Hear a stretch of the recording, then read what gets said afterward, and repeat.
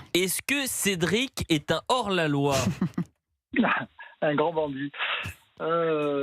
Écoutez, bon, je vais essayer d'être concis. Il y a tant de choses à dire.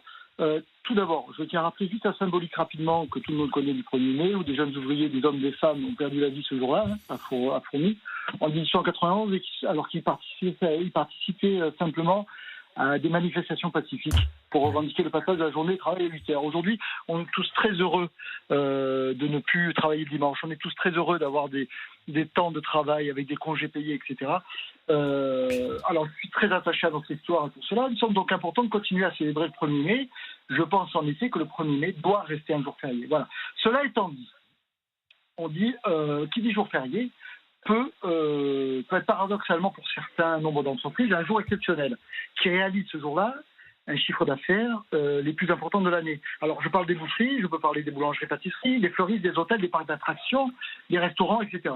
Alors interdire le travail ce jour-là pour ces corporations est une absurdité totale. Voilà. Un grand nombre de PME comptent sur cette journée pour pérenniser leur santé financière annuelle. Il faut rappeler aussi que contrairement aux patrons, les employés qui travaillent le 1er mai sont payés double. Et que si l'entreprise est fermée, ils sont payés quand même. D'accord ? Donc tout ça, c'est des points importants. Et dans tous les cas, c'est le patron des PME qui supporte le poids financier des salaires le 1er mai et non l'État.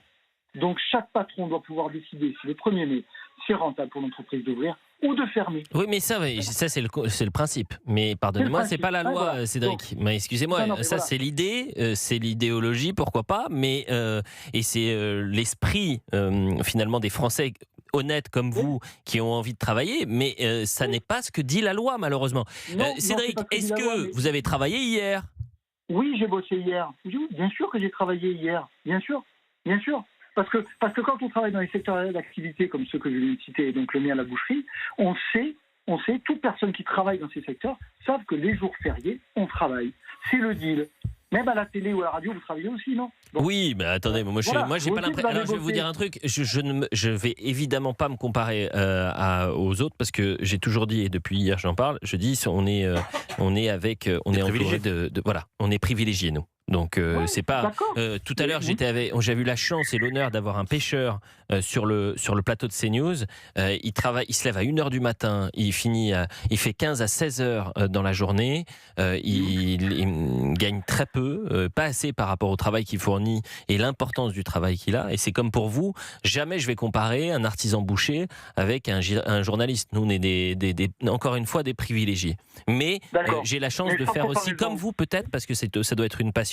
La boucherie, et j'ai la chance de faire une passion et de faire de mon métier et de travailler de ma passion, et donc en fait j'ai pas l'impression d'aller bosser.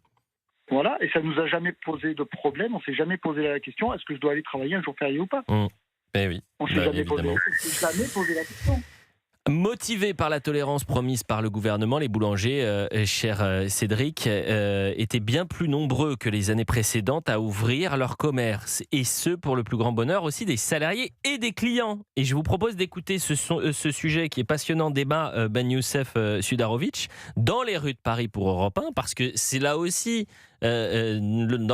au Maboulistan, vous avez finalement un décalage entre ce que veulent les Français, ce que veulent les salariés, ce que veulent les clients, et ce que vous impose une minorité de syndicats, une minorité d'élus de gauche, et donc des contrôleurs du travail qui sont allés en disant mais nous on est indépendants, on fait un peu ce qu'on veut.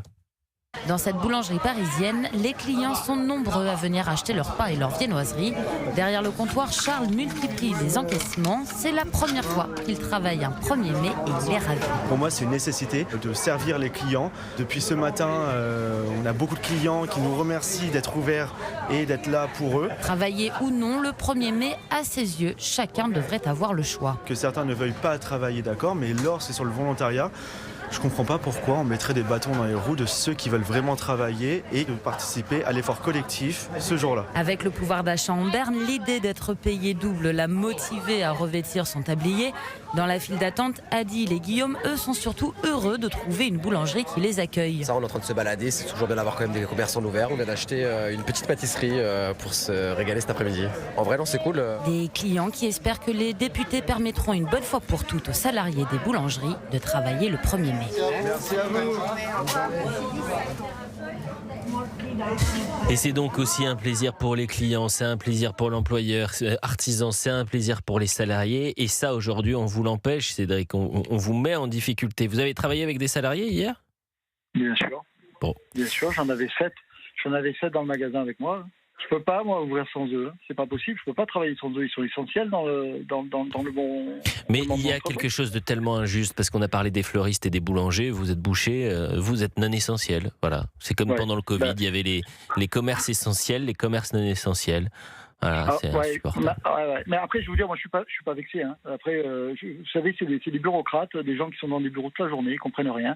Ils savent même pas comment ça tourne une boucherie, ils savent pas comment travaillent des artisans, ils savent pas. Donc vous, ça ne me touche pas, ça.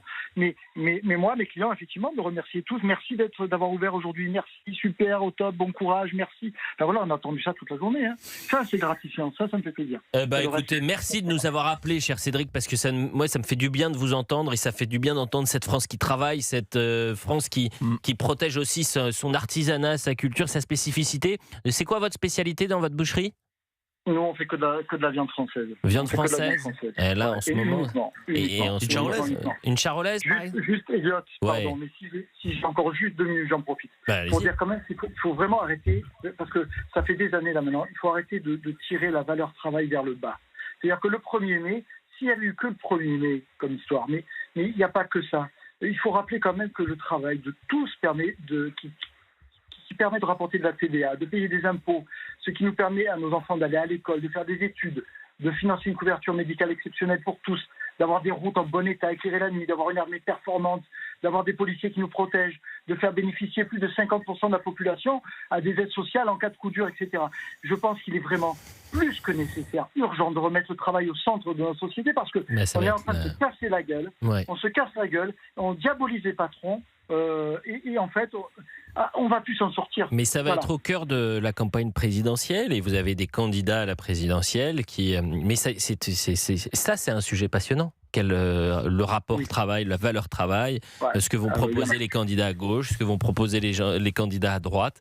Et ça va être intéressant et ça sera aux Français, évidemment, de faire leur choix. Merci Cédric de nous avoir appelé au 01 80 20 39 21.